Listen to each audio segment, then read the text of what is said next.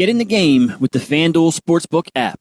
Bet on the NFL, NBA, NHL, MLB, soccer, golf, MMA, and more. Every sport, every market, right at your fingertips. Deposit instantly with PayPal, Venmo, or Apple Pay, starting at just $10. Win big and cash out fast. PayPal in 24 hours or instantly at retail sportsbooks. Available in over 20 states, FanDuel's app is your ticket to the action. Download the FanDuel Sportsbook app now. So AEW, did you watch AEW last night, Konnan? Yep. So just real quick, we don't have the quarters yet, but they did 690,000, which is I think the funny thing is that we talked about this too. We said that their numbers were going to tick up after all the NHL and basketball playoffs were over. Right now, this is like a dead time for competition in wrestling because there's nothing on. 3 weeks from now, WWE's got to go head to head with Monday Night Football. So, it's just it's a different type of cycle of fans. But the show AEW opened up with MJF and a Hangman promo battle. So it was funny because he called him Seabiscuit to start off the promo. MJF did. And Paige said that MJF keeps calling him Seabiscuit, and that's because Seabiscuit wins at the end of the story. Said MJF can either earn a title shot or cash in the contract. Unless you want to do one of those, he could sit in the back. And MJF replied that Hangman wants to talk about moral character, and the fans say he did nothing wrong and treat him like a god, and said, screw their God, because if God is all-knowing, then he can't be all good. Paige said he's the first person to acknowledge his flaws. Even the people who look past him told MJF that he talks as if he already has a title shot, but he doesn't because he refuses to take it. And he kept pressing him. And he said if he claimed that MJ prides himself on being an AEW Day One guy and knows AEW is about being all in, and goaded him into taking the title shot, taking his shot.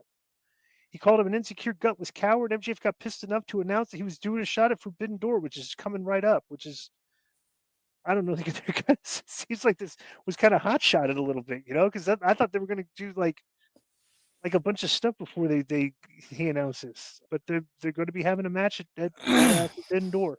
What do you think about that? Well, that's a money match. It's probably one of the biggest matches when they're putting matches together that they can put on, right? Yeah. The promos will be good. The matches will be good. The angles will be good. I wonder if the Hurt Syndicate will get involved somehow, and they've been swerving us. Right. It's compelling. I'm interested. It's the most interesting thing on the show. Right. And MJF and the Hurt Business too. So, but it was weird that they weren't on the show. I don't know why. So, by the way, too, they did 690,000. I would suggest that when we look at the quarter hours, that this first quarter would have done. How the first quarter always drops like a ski slope. Right. I would think this quarter is probably did pretty well because you had probably the two of their best talkers in the ring on an interview segment. So then Moxley's walking in the building with his crew, Wheeler and Marina. And he said, whatever Darby Allin thinks is happening, Forbidden Door isn't happening. Then he comes in the ring. And he's wrestling Kevin Knight in a singles match. And he's out there with his boy, what's his name? Speedball. Well, these guys are on TV every single week. Yeah, because Tony likes them, so do the fans. And they just kind of seem like they're interacting with all these top guys. And I'm like, this kind of like, they look like jobbers out there. They're like, nobody thinks they're going to beat them. So they went 13 minutes, and Moxley choked him out. After the match, he refused to release the hold. Speedball got involved. So guess what happens here? Attacked by Yuta and Shafir. Darby made the save. Darby went to put Wheeler Yuta on a body bag, and he went for a coffin drop, but Claudio intercepted him, pummeled Darby, and put him in the bag. And this looked very weird because he picked him up. Now this is supposed to be a violent attack, and he picked him up in the body bag over Sting and did an airplane spin and dropped him on the ring. What did you think about that devastating heat with the airplane spin? So out of nowhere, Will Ospreay makes a save and clears the ring, and he gets the mic and told the Death Riders to meet him and his friends in a lights-out cage match in London at Forbidden Door. Didn't Ospreay just cut a promo like 2 weeks ago talking about how bad his neck is and how he's taking time off? Right. So I don't know if that's a work or it's a shoot, but it's like it's unnecessary if it's a work. You know what I'm saying? Like, why would you just? He doesn't need to be selling like a neck injury. I don't know. What'd you think of the segment? It was good. It was all right. Yeah, it was par for the course in that because every match had a beatdown and interference after, like after Matt's thing.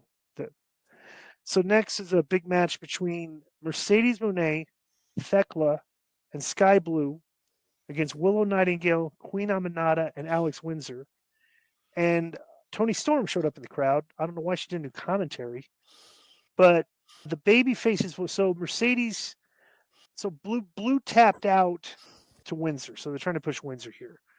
After the match, Athena and Tony Storm brawled in the crowd. Mercedes attacked Windsor after the bell, and Athena and Tony Storm made their way to the ring.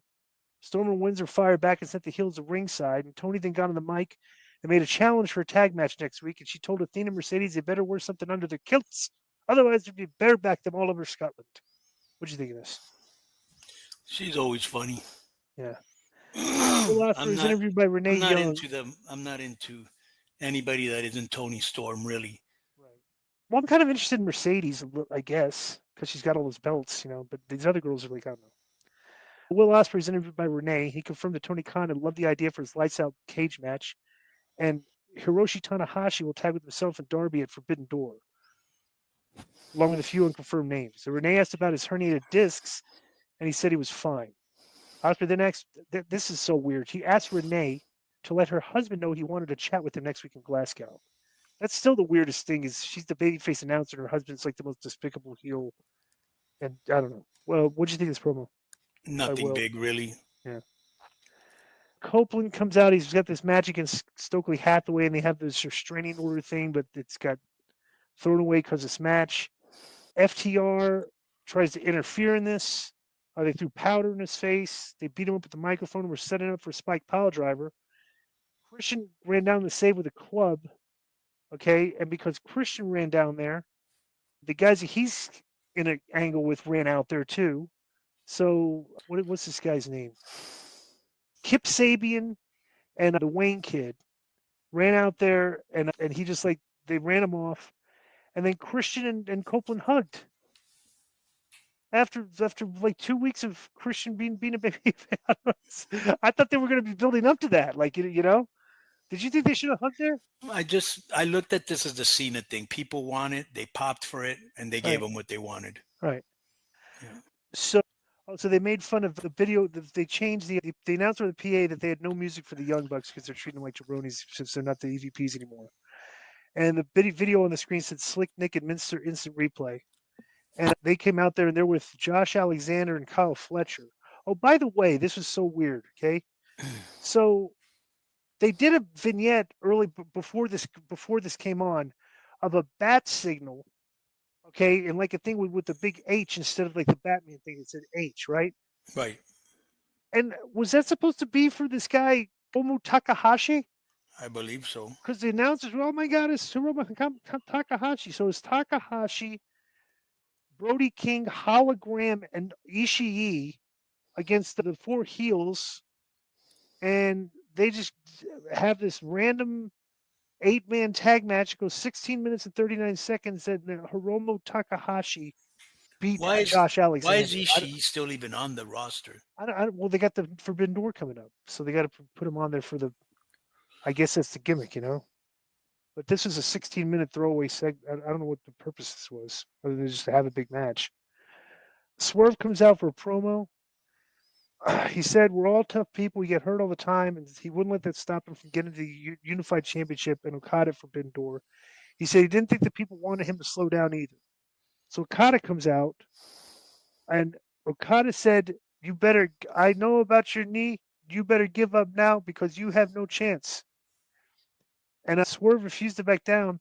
And Okada said, and Swerve shoved him, and they got separated. And that was it. So what did you think of that? That might have been one of the worst hype segments for a match I think I've seen in a while because it was not good. I hate and just stating. It wasn't. Moxley was interviewed. Oh, this was actually funny. Moxley, bro, they're doing it in arenas that are so small. Okay. That Moxley was interviewed backstage, and he was asked to respond to Will Ospreay getting Hiroshi Tanahashi in his team. And Moxley's like, wait, they got Tanahashi? It was acting thing, and you could hear the fans, like individual people laughing in the crowd. Like it was just like a few like chuckles and stuff. So they said, well, who are you going to get? This was so weird because they said, who are you going to get for your match against those guys? and he goes and gets the Young Bucks, and I was like, what? Why didn't he just? What is he using his guys? Exactly. So that's kind of weird. So this match went by so fast because not the only stuff that happened was after the matches and these short promos backstage. But the main event, this would be a main event in any arena in the country, Konnan. It's the Ops, which is Powerhouse Hobbs, Samoa Joe, and Shibata, against LFI, which is Dralistico, the Beast Mortos, and Roosh. Right. Were you compelled by this matchup? No, because they never beat anybody. The match was short, maybe because Joe's hurt. This was not a main event match. No, and they beat him in 9 minutes and 3 seconds. And like when they came out, there was like I didn't know what the main event was going to be. And I was like, wow, they're wrestling those guys. They didn't even have like an interview or anything to set this. So I don't know. This just let me tell you something. You're going to see a show like you know how quick we went through this show because there was not a lot of content on the show that like is that now that Tony's got soccer and football starting. I wonder what these shows are going to look like if he's still thinking of writing these shows when he's got the soccer team and the football team to go. Because Jacksonville might be pretty decent this year. So at the end, Hangman was interviewed in the parking garage afterwards, and MJF beat him up, which is interesting because they usually I thought they were going out on the show flat with just the Ops celebrating their victory, but at least they went off on heat, which I thought was good. So what do you think of that? The show was all right. Nothing big. The best thing was MJF and the Cowboy, maybe the tag match. Other than that, there was nothing. Yeah. If you're building the Forbidden Door, the build-up to me wasn't that good. Well, let me tell you this too, okay? And this is a mistake because sometimes they make errors, bro. The Christian Copeland hug is supposed to get a big pop, right? Right.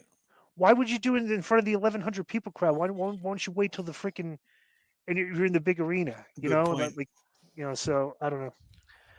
But this show was kind of flat a little bit to me because the storyline wise, they did progress some stuff. The MJF stuff I liked with Hangman. I liked the promo. The rest of the stuff I didn't really nothing stuck out. So just real quick here, the top 5 of the week, Konnan. What's your top 5 for starters? Well, no, I can't hear you. Number 3 is the MJF thing with the Hangman Page. Yeah, Hangman Page. Okay. Number 2 was the Bailey promo. Okay.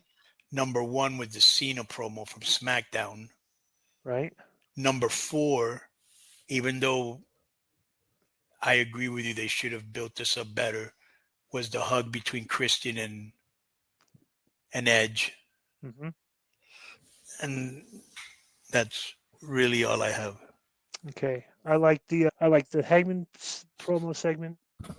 I like Punk, that segment, the Punk promo. I like the Cena promo, and I like the heat at the end of Raw, and I like the heat at the end of SmackDown. Those are my 5 favorite things, and nothing else. Nothing else. Oh no, excuse me, not the heat. The Bailey promo, I like too. I got number 5. What? The bat biting Charles Robinson. Oh my God! I think the best thing of the week was the Bailey thing. If you guys missed that, go watch. It's a very well produced vignette. It's very good for character development. Yep. So that's been our TV reviews for the week. Enjoy the rest of the show. Boom. Yo, what's up? I just want to thank you guys for watching this clip. Don't forget to hit the like button, leave a comment, and subscribe. And join our YouTube membership for hours and hours of exclusive, unedited, uncensored content. And being a member will help you get involved in our upcoming live streams.